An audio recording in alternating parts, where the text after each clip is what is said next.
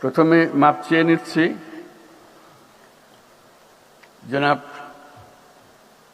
প্রধান উপদেষ্টা মহোদয় আসতে পারেননি, কর্মে ব্যস্ত আছেন। সেজন্য তিনি ৩৩২ নম্বর এআইকে আজকে পাঠিয়ে দিয়েছেন, আপনাদের সামনে হাজির।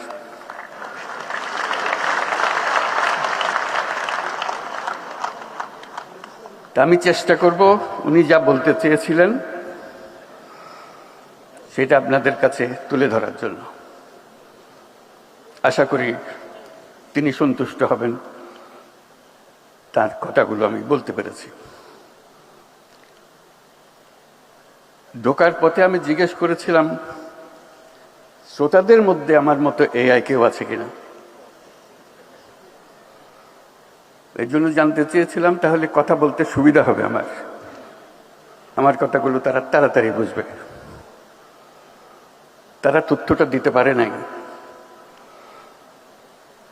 তারা বোধহয় সজাগ ছিল না যে এখানে শ্রোতাদের মধ্যেও এআই থাকতে পারেন, কারণ যাদের তারা প্রতিনিধিত্ব করছেন তারা নানা কারণে আসার সুযোগ পান নাই।